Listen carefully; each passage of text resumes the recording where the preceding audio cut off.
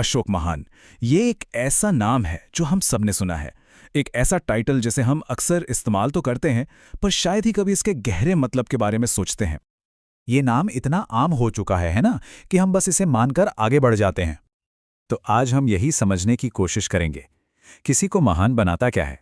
यकीनन बात सिर्फ एक बड़े साम्राज्य या फौजी ताकत से तो कहीं ज्यादा होगी। हमारे सोर्स के मुताबिक इसका जवाब छुपा है समझ में, मतलब हालातों को समझने की काबिलियत और फिर उसी के हिसाब से काम करने की क्षमता। तो चलिए देखते हैं कि अशोक की इसी समझ ने उन्हें कैसे महान बनाया। देखिए, अशोक की महानता को सही मायने में समझने के लिए पहले हमें उन बड़ी बड़ी चुनौतियों को समझना होगा जो उनके सामने किसी पहाड़ की तरह खड़ी थीं। जरा सोचिए, एक ऐसा साम्राज्य जो काबुल से लेकर कर्नाटक तक फैला हो, जिसमें अनगिनत संस्कृतियां, भाषाएं और मान्यताएं हों, और उस जमाने में आज की तरह राष्ट्रवाद या नेशनलिज्म जैसी कोई यूनिफाइंग सोच भी नहीं थी। इन सब को अगर कोई चीज एक साथ जोड़ के रखती थी तो वो थी सिर्फ और सिर्फ आर्थिक जरूरतें। तो ऐसे में अशोक का सबसे बड़ा लक्ष्य एकदम साफ था। इस बटे हुए विविधता से भरे साम्राज्य में एकता कैसे बनाई जाए और अर्थव्यवस्था को कैसे आगे बढ़ाया जाए, यही उनकी सबसे बड़ी और पहली चुनौती थी। तो सवाल यह है कि उन्होंने इन अंदरूनी चुनौतियों का सामना किया कैसे। उनके जो समाधान थे वो आज भी बहुत कुछ सिखाते हैं। उस समय शासन चलाने के लिए चाणक्य का अर्थशास्त्र सबसे बड़ा ग्रंथ माना जाता था, और वो कहता था पूर्ण निरंकुशता, मतलब राजा ही सबसे ऊपर है, उसका हुक्म ही सबसे बड़ा कानून है जो हर धर्म और परंपरा से ऊपर है। लेकिन अशोक ने क्या किया? उन्होंने इस कठोर सिद्धांत को जस का तस नहीं अपनाया। उन्होंने इसमें व्यवहारिकता और भावना को मिला दिया। उन्होंने पूर्ण निरंकुशता को पितृ निरंकुशता में बदल दिया, यानी खुद को एक राजा के बजाय अपनी प्रजा के पिता के रूप में पेश किया। उनका ये कहना कि समस्त प्रजा मेरी संतान है, ये सिर्फ एक नारा नहीं था, ये एक इमोशनल कनेक्शन, एक भावनात्मक रिश्ता बनाने का तरीका था। ये दिखाने का तरीका था कि राजा को अपनी प्रजा की फिक्र है। और फिर उन्होंने एक और कमाल की बात कही जो उस समय के लिए एक क्रांतिकारी सोच थी। राजा प्रजा का ऋणी है, मतलब राजा कर्जदार है अपनी प्रजा का। इस एक लाइन ने ताकत के पूरे समीकरण को ही पलट कर रख दिया।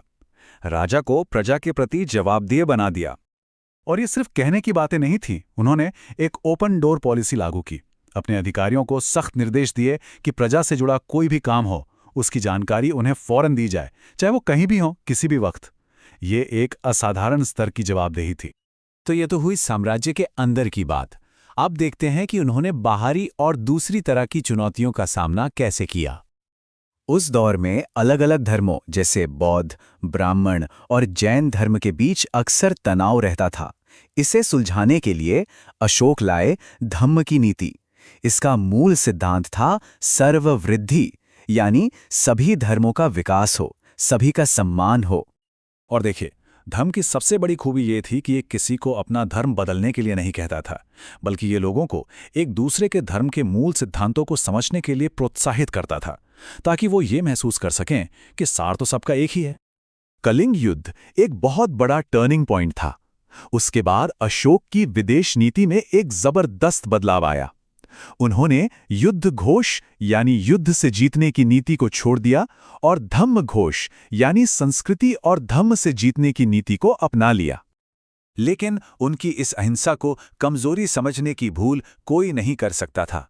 उनका संदेश साफ था, हथियार रखे हैं, छोड़े नहीं हैं। ये एक बहुत शक्तिशाली चेतावनी थी कि ये शांति कमजोरी से नहीं बल्कि ताकत की स्थिति से आ रही है। तो जब हम इन सभी बातों को एक साथ जोड़कर देखते हैं तो हमें लीडरशिप का एक ऐसा ब्लूप्रिंट मिलता है जो आज भी उतना ही प्रासंगिक है। अशोक की महानता का असल फॉर्मूला यही था। उन्होंने किताबों के कठोर सिद्धांत को असल दुनिया की व्यवहारिकता और इंसानी भावना के साथ मिलाया, और इसी से वो महान बने। तो अशोक का ये ब्लूप्रिंट हमें क्या सिखाता है? यही कि एक महान लीडर सिर्फ अधिकार से नहीं बल्कि भावना और जुड़ाव से शासन करता है। वो जनता के प्रति खुद को जवाबदेह समझता है। वो जबरदस्ती से नहीं बल्कि आपसी समझ से एकता बनाता है, और शांति की बात हमेशा ताकत की स्थिति से करता है। तो आखिरी सवाल बस यही है, आज लगभग 2300 साल बाद भी हमारे आधुनिक लीडर्स इस प्राचीन ब्लूप्रिंट से क्या और कितना कुछ सीख सकते हैं?